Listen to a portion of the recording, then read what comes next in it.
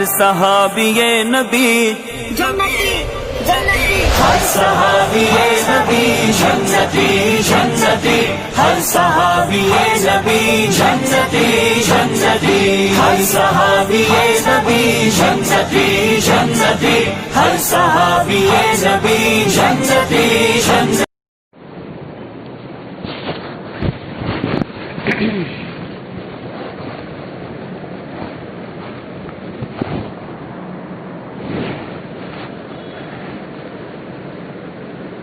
بسم الله الرحمن الرحيم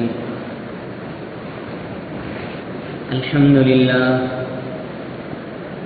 لله نحمده ونستعينه ونستغفره ونؤمن به ونتوكل عليه ونعوذ بالله من شرور أنفسنا ومن سيئات أعمالنا من يهده الله فلا مضل له ومن يضلله فلا هادي له ونشهد أن لا إله إلا الله وحده لا شريك له ونشهد أن سيدنا ونبينا وسندنا ومولانا محمدا عبده ورسوله الذي أرسل بالحق بشيرا ونذيرا وداعيا إلى الله بإذنه وسراجا منيرا فقد قال الله تبارك وتعالى في القرآن المجيد والفرقان الحميد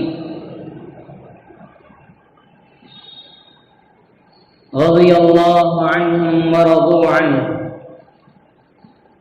وقال الله تبارك وتعالى في مقام آخر لقد رضي الله عن المؤمنين إذ يبايعونك تحت الشجرة فعلم ما في قلوبهم وأنزل السكينة عليهم وأثابهم فتحا قريبا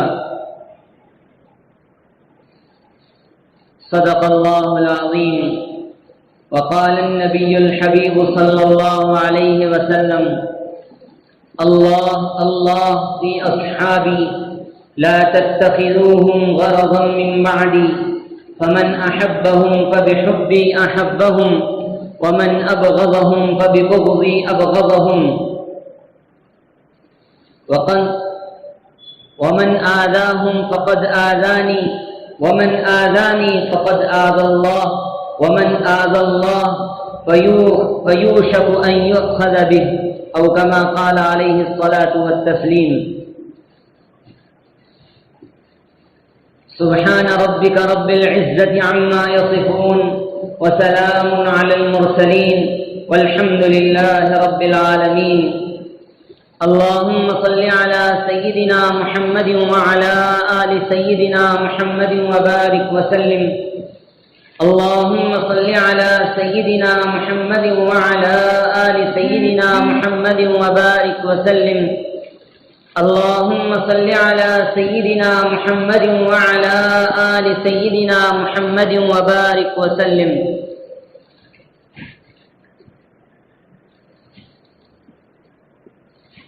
بزرگان محترم، حاضرین دین، نوجوانان ملت اور میرے دینی و ایمانی بھائیوں، السلام علیکم ورحمۃ اللہ وبرکاتہ۔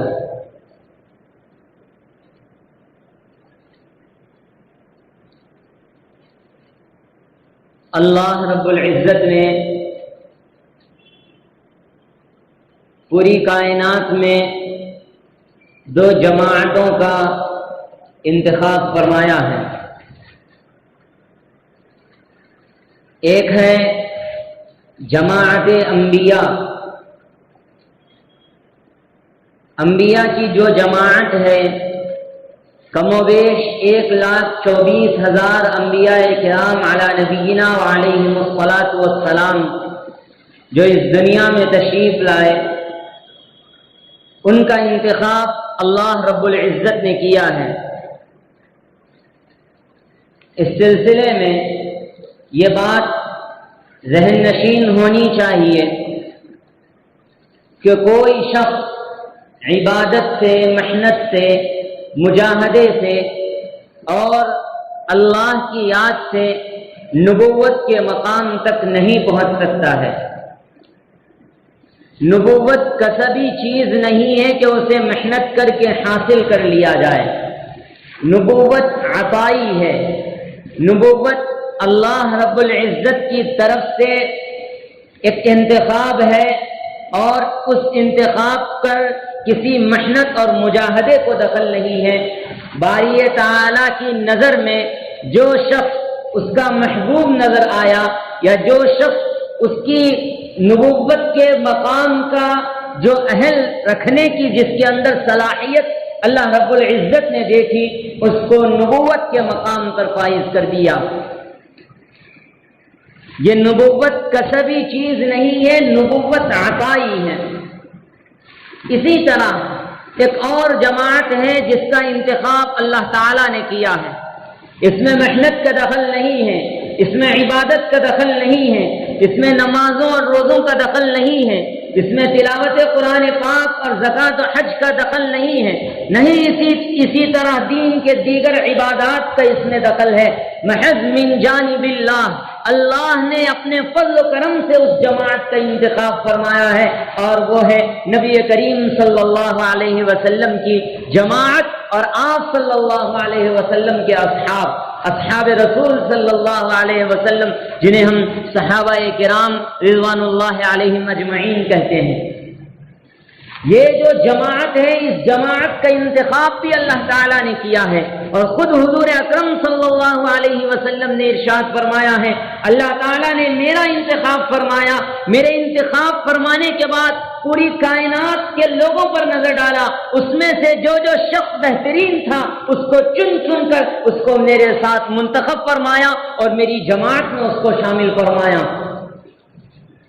علامہ ذہبی رحمہ اللہ نے اپنی کتاب الکبائر میں یہ حدیث نقل فرمائی ہے کہ اللہ کے نبی علیہ الصلاۃ والسلام کا یہ جو ارشاد ہے کہ صحابہ کرام رضی اللہ عنہم اجمعین کو اللہ تعالیٰ نے میرے لیے منتخب فرمایا ہے، جو میری معیت انہیں حاصل ہوئی ہے وہ محض فضل خداوندی ہے، محض توفیق خداوندی ہے۔ اللہ نے اپنے فضل اور کرم سے صحابہ کرام کا انتخاب فرمایا ہے۔ صحابہ کرام نے کوئی محنت نہیں کی تھی، کوئی مجاہدہ نہیں کیا تھا، حضور اکرم صلی اللہ علیہ وسلم کی معیت کے لیے، آپ صلی اللہ علیہ وسلم کا ساتھ پانے کے لیے صحابہ کرام رضی اللہ عنہم نے کوئی محنت اور مجاہدہ نہیں کیا تھا۔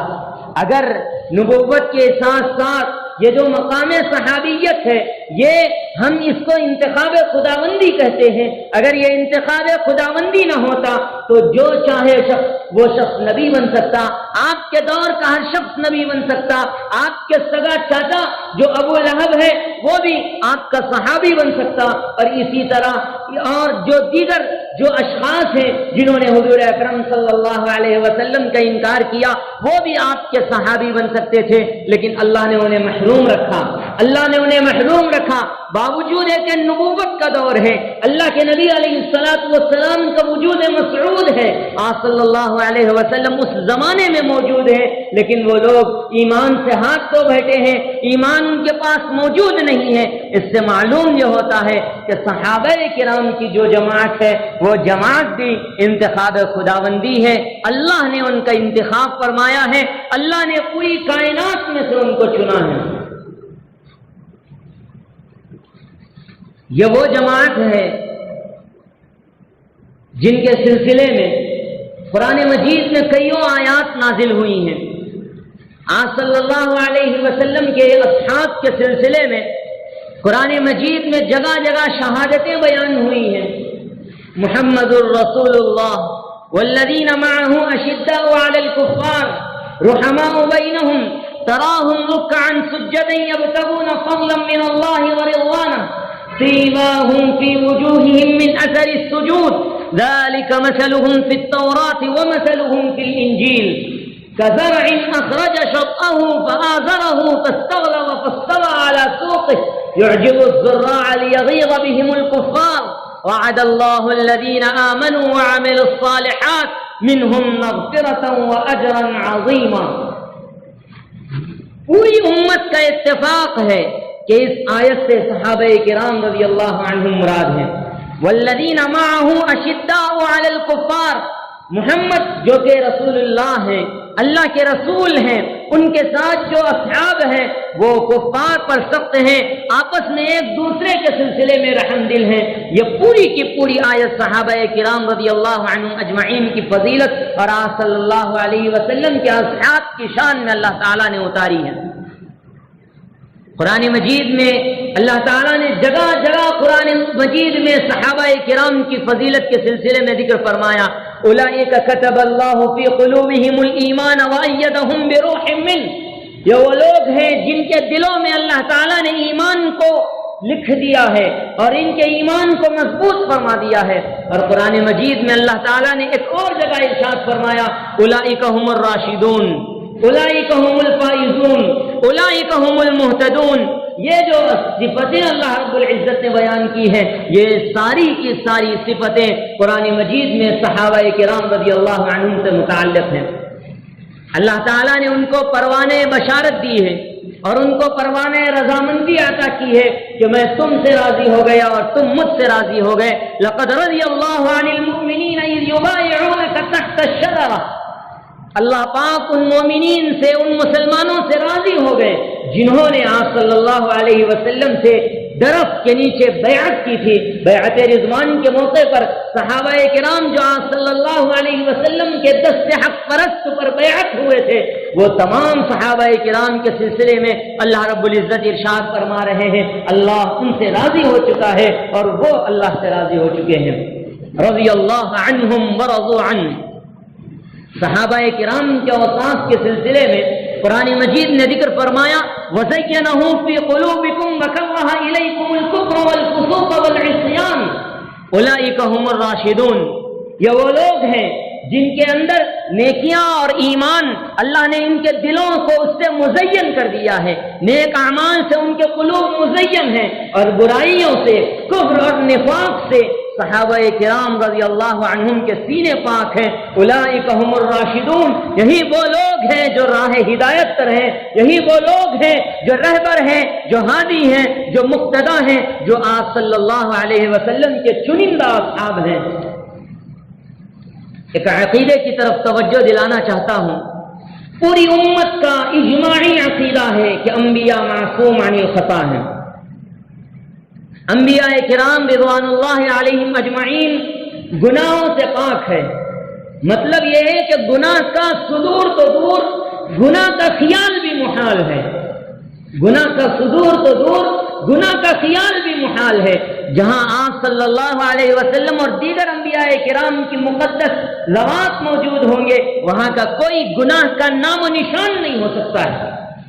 تمام امت کا اجماعی عقیدہ ہے کہ انبیاء کرام معصوم عن الخطا ہے، گناہ نہیں ہو سکتا ہے۔ اور صحابہ کرام رضی اللہ عنہم کا ایک اجماعی عقیدہ میں بتاتا ہوں۔ صحابہ کرام رضی اللہ عنہم کے سلسلے میں یہ عقیدہ ہے، اہل السنت والجماعہ کا عقیدہ ہے، تمام امت کا عقیدہ ہے کہ صحابہ کرام رضی اللہ عنہم محفوظ بھی ہیں، مغفور بھی ہیں، معصوم نہیں۔ معصوم کا مطلب یہ ہے کہ وہ گناہوں سے پاک ہیں، محفوظ کا مطلب یہ ہے کہ گناہوں سے ان کی حفاظت کی گئی ہے، مغفور کا مطلب یہ ہے کہ اگر ان سے کبھی تکوینی نظام کے تحت گناہ ہوا بھی ہے تو اللہ رب العزت نے اس پر ان کی مغفرت فرما دی ہے۔ قرآن مجید اس سلسلے میں واضح نشاندہی کرتا ہے، رضی اللہ عنہم ورضوا عنہ۔ صحابہ کرام رضی اللہ عنہم کا یہ جو عقیدہ ہے محفوظ کا، میں اس کو ایک مثال سے سمجھاتا ہوں۔ چھوٹا بچہ ہے، اپنے والد کے ساتھ کہیں پہ جاتا ہے۔ چھوٹے بچے عموماً شرارتی ہوتے ہیں، شرارت ان کے مزاج میں داخل ہوتی ہے، کچھ نہ کچھ کرتے رہتے ہیں۔ لیکن جب وہ اپنے والد کے ساتھ چلتے ہیں، والد اس بچے کا ہاتھ پکڑے ہوئے ہوتے ہیں، لیکن اس بچے کی ہمت نہیں ہوتی کہ وہ شرارت کرے، اس بچے کی ہمت نہیں ہوتی کہ وہ کوئی ایسا کام کرے جس سے اس کے والد کی ذات پر کوئی حرف آئے۔ بیٹے کی انگلی پکڑ کر والد اس کو لے جاتا ہے اور وہ اس وقت من میں نہ شرارت چلتی ہے نہ شرارت کا خیال آتا ہے۔ جہاں باپ بیٹھتا ہے بچہ وہیں بیٹھتا ہے، جہاں باپ کھانے کے لیے کہتا ہے بچہ وہیں کھاتا ہے، جہاں پانی پینے کے لیے دیتا ہے بچہ وہیں پیتا ہے، جہاں جانے کے لیے کہتا ہے وہاں جاتا ہے اور جہاں جانے سے منع کرتا ہے وہاں سے رک جاتا ہے۔ اس سلسلے میں یہ جو مثال ہے اس کو حضور اکرم صلی اللہ علیہ وسلم کے اصحاب پر فٹ کیجیے. صحابہ کرام رضی اللہ عنہم کو کس کی معیت حاصل ہے؟ حضور اکرم صلی اللہ علیہ وسلم کی. آپ صلی اللہ علیہ وسلم کا مقدس دست مبارک صحابہ کرام کی سرپرستی میں شامل ہے، اور یہ نہیں ہو سکتا ہے کہ آپ صلی اللہ علیہ وسلم کی معیت میں موجود ہو اور ان سے کوئی گناہ کا صدور ہو.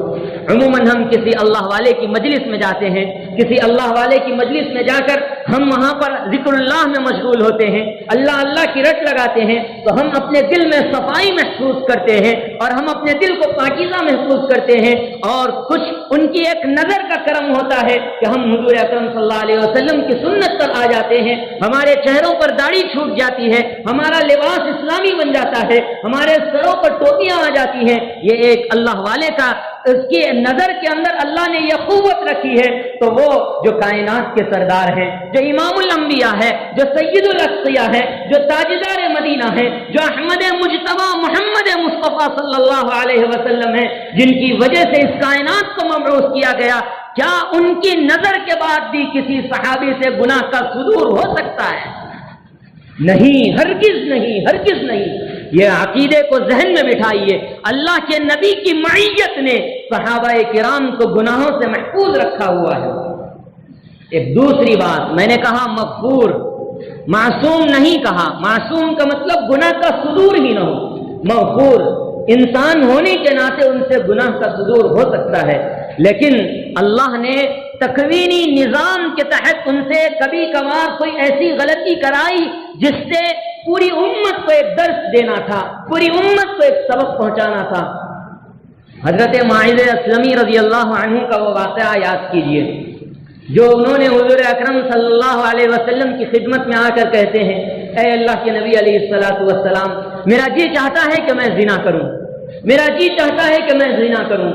سوچئے صحابی رسول ہیں، آپ صلی اللہ علیہ وسلم کی خدمت اقدس میں موجود ہیں اور تمام صحابہ کرام موجود ہیں، اور ایسے وقت میں ایک صحابی رسول آتے ہیں اور اس وقت حضور اکرم صلی اللہ علیہ وسلم کے سامنے اپنے اس خواہش کا اظہار کر رہے ہیں.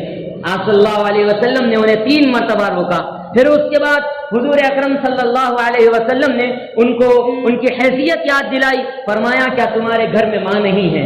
کیا تمہارے گھر میں بہن نہیں ہے؟ کیا تمہاری بہن کو دیکھ کر تمہیں یہ خیال آتا ہے؟ ان کو سمجھایا، پھر ان کو توبہ کرائی. اور یہ کیوں ہوا؟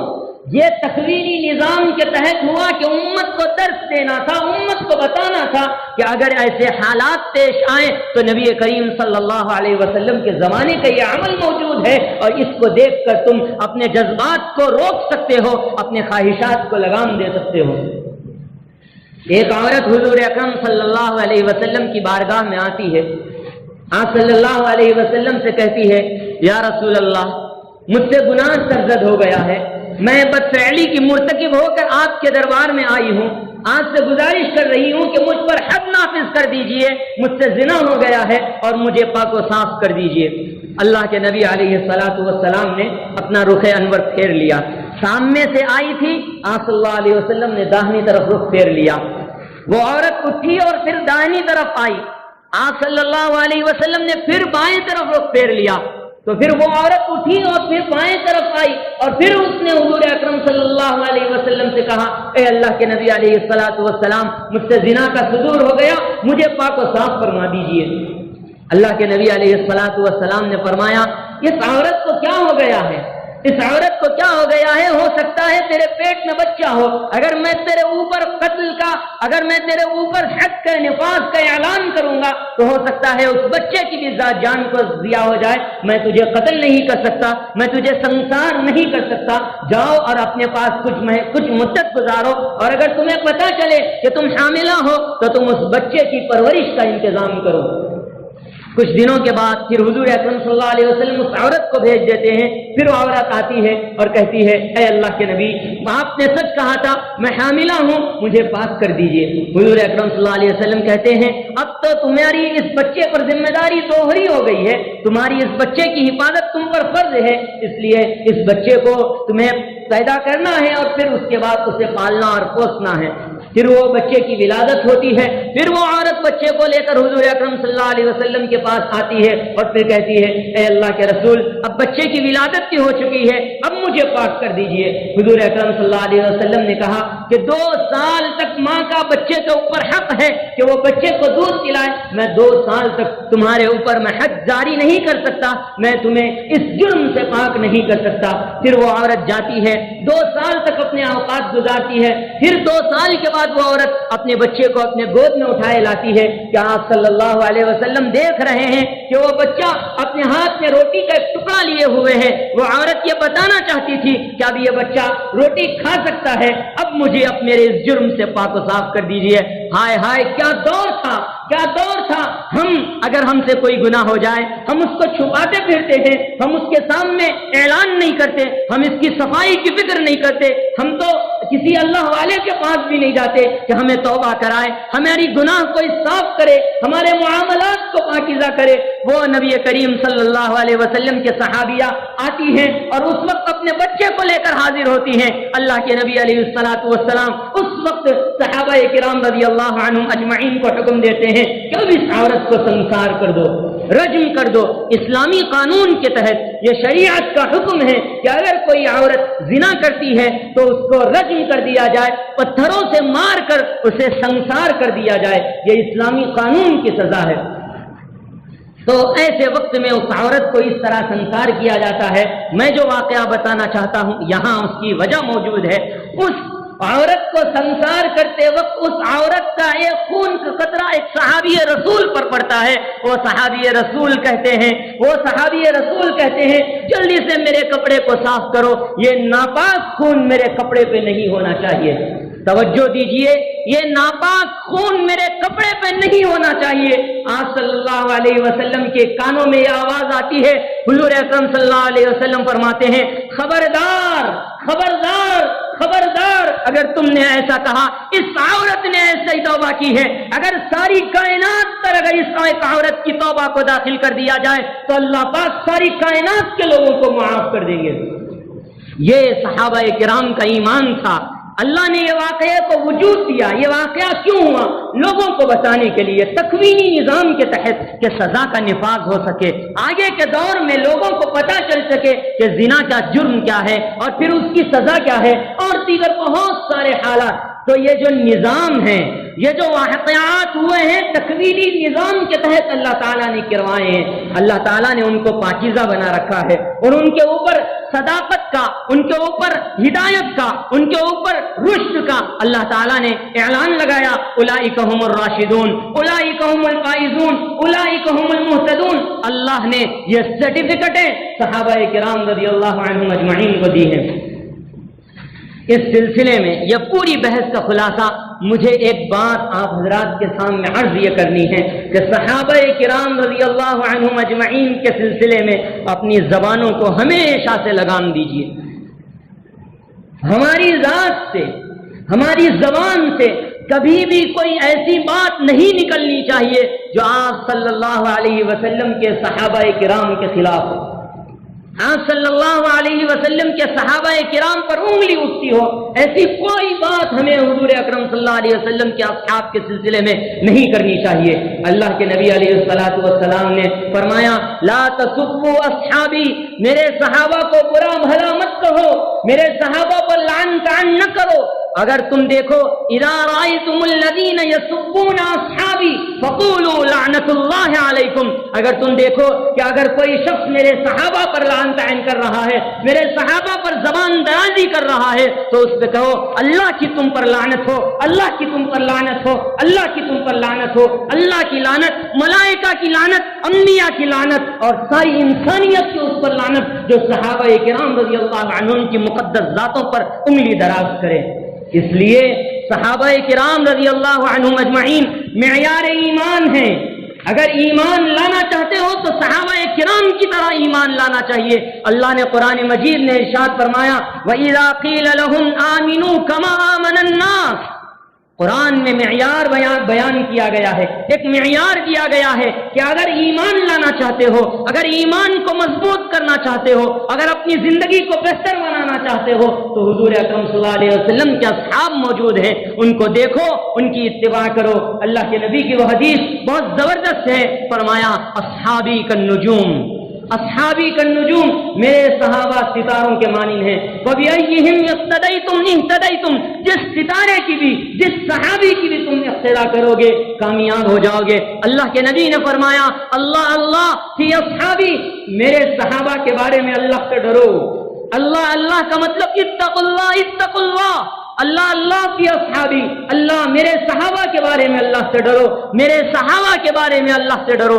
لا تتخذوهم غرضا من بعدی، میرے بعد ان سے تم نفرت نہ کرنا۔ فمن احبهم فبحبی احبهم، جو ان سے محبت کرے گا مجھ سے محبت کرے گا۔ ومن ابغضهم فببغضی ابغضهم، جو ان سے بغض رکھے گا وہ مجھ سے بغض رکھے گا۔ فمن آذاهم فقد آذانی، جو ان کو تکلیف پہنچائے گا وہ مجھے تکلیف پہنچائے گا۔ ومن آذانی فقد آذى اللہ، جس نے مجھے تکلیف پہنچائی گویا کہ اللہ نے اسے تکلیف، اللہ کو اس نے تکلیف پہنچائی، اور جو اللہ کو تکلیف پہنچاتا ہے فیوشک ان یؤخذ بہ، اللہ پاک اس کی گرفت سے کوئی بچ نہیں سکتا، اللہ پاک اسے گرفت کر لے گا، اللہ پاک اسے پکڑ لے گا۔ اس لیے صحابہ کرام رضی اللہ عنہم اجمعین معیار ہیں، صداقت کے معیار ہیں، ایمان کے معیار ہیں، عمل کے معیار ہیں۔ صحابہ کرام وہ ہیں جن کے صدقے میں یہ دین ہم کو ملا ہے، صحابہ کرام وہ ہیں جن کی صداقت کی مہریں قرآن مجید میں اللہ تعالیٰ نے ذکر فرمائی ہے، اور صحابہ کرام پر لعن طعن کرنے والے، صحابہ کرام پر انگلی دراز کرنے والوں کے سلسلے میں اللہ نے فرمایا ہے کہ وہ منافق ہیں، ان کی ذات منافق ہے، ان کا وجود منافق ہے، ان کا قلب منافق ہے۔ اس لیے میری یہ پوری بات کا خلاصہ یہ ہے، صحابہ کرام کی عظمت کو اپنے دلوں میں بٹھائیں۔ وہ قربانیاں جو صحابہ کرام نے دی ہیں آج ہم اس کا تصور بھی نہیں کر سکتے، آج ہمارے ذہنوں میں بھی اس کا گمان نہیں ہو سکتا ہے۔ کتنی مشقتیں کھا کھا کر، کتنی تکلیفیں برداشت کر کر کے صحابہ کرام نے یہ دین پہنچایا ہے۔ اگر ہم نے اپنی پوری نسل کو اسلام کے خاطر قربان کر دیا تب بھی صحابہ کرام کی ذات میں جو انہوں نے اللہ کی راہ میں قربانی دی ہے اس کا ایک عشیر بھی نہیں ہوگا۔ حضرت عمر ابن عبدالعزیز رحمہ اللہ کا مقولہ نقل کر کے میں بات کو ختم کرتا ہوں۔ حضرت عمر ابن عبدالعزیز رحمۃ اللہ علیہ نے فرمایا ہے، عمر ابن عبدالعزیز اگر اپنی ساری زندگی عبادت کرے، دن میں عبادت، رات میں ریاضت کرے، تب بھی حضرت امیر معاویہ رضی اللہ تعالی عنہ جنہوں نے جہاد کیا ہے اور اس جہاد میں ان سے جو دھول، ان کے گھوڑوں کی جو دھول ہے، اس دھول کی جو ٹاپ سے جو دھول نکلنے والی ہے، پوری زندگی کی عبادت بھی اس کا مقابلہ نہیں کر سکتی۔ ہم اور آپ تو اللہ ہی جانتے ہیں کہ ہم کیسے ہیں، ہماری راتیں اور ہمارے دن کیسے ہیں اور ہماری زندگی کا اعمال کیسے ہیں، ذرا اس بارے میں غور کیجئے، صحابہ کرام کی عظمت کو سمجھیے۔ اللہ پاک ہمیں صحابہ کرام کی عظمت کو سمجھنے کی توفیق نصیب فرمائے، صحابہ کرام کی عظمت کو اپنے دلوں میں بٹھانے کی توفیق نصیب فرمائے۔ ساری زندگی صحابہ کرام پر انگلی اچھالنے سے، کیچڑ اچھالنے سے، انگلی اٹھانے سے اللہ ہماری اور پوری امت مسلمہ کی حفاظت فرمائے، آمین یا رب العالمین۔ وصلی اللہ تعالی علی نبینا الکریم محمد وآلہ وصحبہ اجمعین برحمتک یا ارحم الراحمین۔ اللہ